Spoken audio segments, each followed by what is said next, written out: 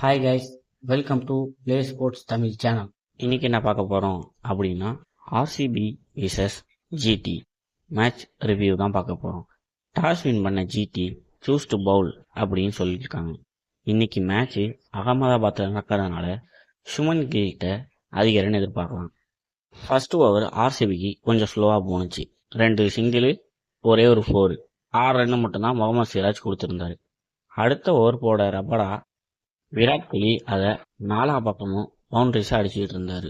அதில் 5 4. கடைசி பால் மட்டும் ஸ்ட்ரைட்டாக ஆடும்போது ரபடா காலில் பட்டதுனால அதுவும் பவுண்டரி போகாமல் ஸ்டாப் ஆயிட்டு. இல்லைனா 6 பாலுக்கு 6 பவுண்டரி அடிச்சிருப்பாரு. பெத்தல் இன்னைக்கு திருப்பி ஃபெயில் ஆகிறாரு. 5 பாலுக்கு 5 ரன் அடிச்சு அவுட் ஆகிட்டு போயிட்டாரு. முகமது சிராஜ் அந்த பால் நல்லாவே போட்டார். விராட் கோலிக்கு திருப்பி 4வது ஓவர் போட வந்தார் ரபடா. எப்படி நீ எங்களோட பெஸ்ட் பவுலர் அடிக்கிறான் அப்படின்னு திருப்பி கொடுத்தாரு. ரபடா செம்மையா பவுன்சர் போட்டாரு. அவர் இறங்கி வரதை பார்த்துட்டு லென்த்தை சேஞ்ச் பண்ணாரு. அதை கஷ்டப்பட்டு அடிக்க போய் கேட்ச் கொடுத்துட்டாங்க. ரபடா விக்கெட் எடுத்துட்டு கோலியை பார்த்து முரட்டுத்தனமாக முறைச்சிக்கிட்டு இருந்தாரு. தேவ்தத் படிக்கல் இந்த சீசன்ல முரட்டு ஃபார்ம்ல இருக்காரு. அவருக்கு பாடி லைன்ல போட்டாலே 6 அடிச்சிடுறாரு. சிராஜ் ஓவர்ல வந்த உடனே அருமையா 6 அடிச்சாரு. கடைசியா பவர் பிளே முடிகிறப்ப 6 ஓவருக்கு 59 ரன், 2 விக்கெட்.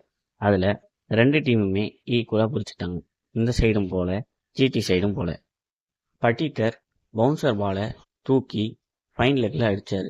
அதை ஹோல்டர் கேட்சை பிடிச்சிட்டு மொத்ததனமாக செலிப்ரேட் பண்ணார்.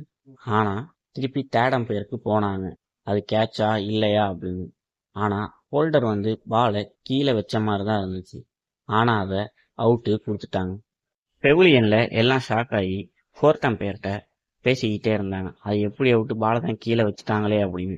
விராட் கோலியும் அதுக்கப்புறம் கோச்சும் 2 பேரும் ஃபோர்த் அம்பையர்கிட்ட ரொம்ப ஹாஸாக பேசிக்கிட்டு இருந்தாங்க. சித்தேஷ் சர்மாவுக்கு திருப்பி இன்னொரு ஃபெயிலியர்.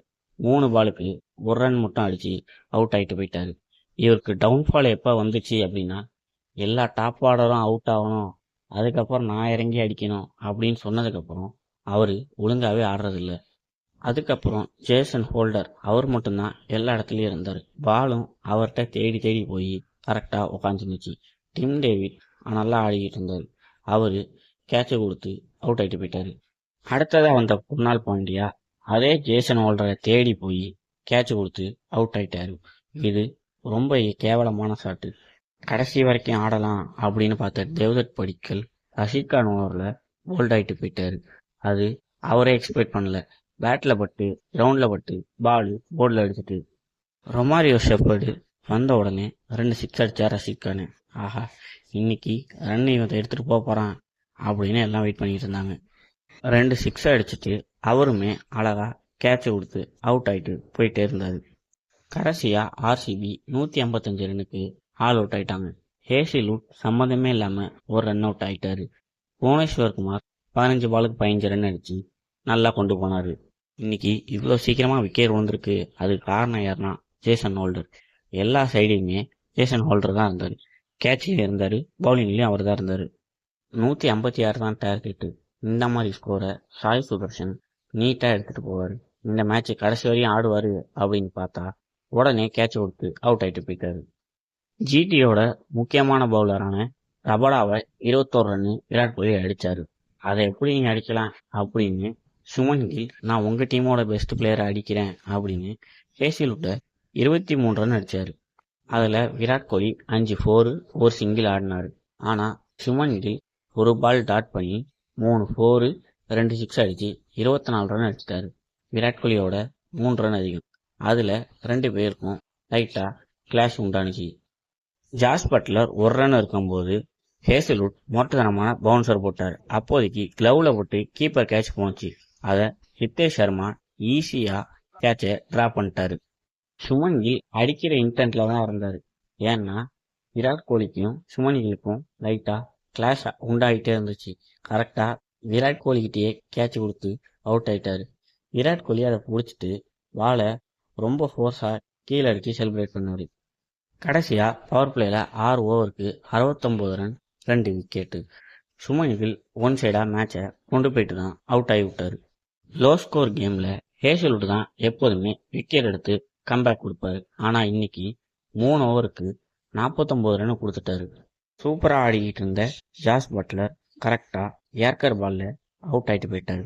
19 பாலுக்கு 39 ரன் அடிச்சு அவுட் ஆகிட்டு போயிட்டாரு. கடைசியாக ஒரு பால் இருக்கும்போதே கேட்சுக்கு ட்ராப் பண்ணிட்டாங்க. அப்பயே பிடிச்சிருந்தா இவ்வளோ ரன் வந்திருக்காது. புவனேஸ்வர் குமாருக்கு இது 3வது விக்கெட்டு. புவனேஸ்வர் குமார் மட்டும் இன்னைக்கு தனியாக சப்போர்ட் இல்லாமல் போலிங் போட்டுட்டு இருந்தாரு. இன்னைக்கு ஆர்சிபி பவுலர்ஸ் கஷ்டப்பட்டு போலிங் போட்டு இருக்கிறப்ப வெங்கடேஷ் ஐயர் ஈஸியான கேட்சை ட்ராப் பண்ணிட்டாரு. வாஷிங்டன் சுந்தர் 5 ரன் இருக்கிறப்ப அவரு கேட்சை விட்டுட்டாரு. இம்பாக்டா வந்த வெங்கடேஷ் ஐயர் இன்னைக்கு பேட்டிங்லயும் ஒழுங்கா பண்ணல. 12 பாலுக்கு 12 ரன் அடிச்சு அவுட் ஆயிட்டாரு. கேட்சும் டிராப் பண்ணிட்டாரு. எப்போதும் ரன்ஸை ஸ்டாப் பண்ற ஹேசில்வுட் இன்னைக்கு அவர் தான் அதிக ரன் கொடுத்திருந்தாரு. 4 ஓவருக்கு 56 ரன் கொடுத்துட்டாரு. முக்கியமா இவரு தான் இம்பார்ட்டான நேரத்துல பிரேக் த்ரூ எடுத்து கொடுப்பாரு. இன்னைக்கு அவரு விக்கெட்டுமே எடுக்கல. கேட்ச் வந்ததையுமே டிராப் பண்ணிட்டாங்க. வாஷிங்டன் சுந்தர் 12 பாலுக்கு 12 ரன் அடிச்சு அவுட் ஆயிட்டு போயிட்டாரு. அம்பையர் அதை நாட் அவுட்டு அப்படின்னு கொடுத்திருந்தாரு. ஆனா ரிவ்யூ எடுத்து அவுட்டா மாத்தி அவுட் எடுத்துட்டாங்க. தமிழ்நாடு பேரு, அதனால ரன் அடிச்சா நல்லா இருக்கும் அப்படின்னு பார்த்தா வாஷிங்டன் சுந்தர் ஒரு மேட்ச் கூட ஒழுங்கா பர்ஃபார்ம் பண்ணல. அதுக்கப்புறம் 16வது ஓவர்லயே ஈஸியா வின் பண்ணிட்டாங்க. 4 விக்கெட் வித்தியாசத்துல வின் பண்ணியிருக்காங்க. இன்னைக்கு மேட்ச் வின் பண்ணதுல முக்கியமா பவுலர்ஸ் தான் காரணம். சீக்கிரமா எல்லாரையுமே விக்கெட் எடுத்து நல்லா பவுலர்ஸும் சப்போர்ட் பண்ணாங்க. அதே மாதிரியே ஃபீல்டர்ஸும் நல்லா சப்போர்ட் பண்ணாங்க.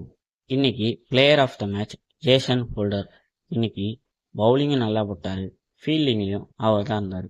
3 கேட்சு செம்மையா பிடிச்சாரு, 2 விக்கெட்டு சூப்பரா எடுத்தாரு. இன்னைக்கு மட்டும் ஆர்சிபி ஜெயிச்சிருந்தா டாப் ஆஃப் த டேபிள் இருந்திருப்பாங்க. இன்னைக்கு சோசியல் மீடியாவே கிளாஷ் ஆகிருக்கும். ஆனா இன்னைக்கு மேட்ச் தோற்றதுனால 9th பிளேஸ்ல தான் இருக்காங்க. 9 மேட்ச் விளையாடி 6 மேட்ச் வின் பண்ணி 3 மேட்ச் மட்டும் தோத்துருக்காங்க. 12 பாயிண்டோட 2வது பொசிஷன்ல இருக்காங்க. அவங்களுக்கு நெட் ரன் ரேட் சூப்பரா இருக்கு. இன்னொரு சைடு ஜிடி பிளே ஆஃப் சண்டேல அவங்களும் உள்ளார வந்துட்டாங்க. இப்ப ஜிடி 5th பிளேஸ்ல இருக்காங்க. நெட் ரன் ரேட் மட்டும் மைனஸ்ல இருக்கு. அதை வின் பண்ணா ஈஸியா சேர்த்துடலாம். ஜிடி 9 மேட்ச்ல 5 மேட்ச் வின் பண்ணி 4 மேட்ச் மட்டும் தான் தோத்துருக்காங்க. 10 பாயிண்டோட 5th பிளேஸ்ல இருக்காங்க. இந்த வீடியோவை ஐபிஎல் பார்க்குறவங்க ஃப்ரெண்ட்ஸுக்கு ஷேர் பண்ணுங்க. ஸ்போர்ட்ஸ்ல என்ன டவுட்னாலும் உடனே கமெண்ட் செக்ஷன்ல கேளுங்க. ஸ்போர்ட்ஸ் அண்ட் கேம்ஸ் பற்றின அப்டேட் தெரிஞ்சுக்க பிளே ஸ்போர்ட்ஸ் தமிழ் சேனலை சப்ஸ்கிரைப் பண்ணுங்க.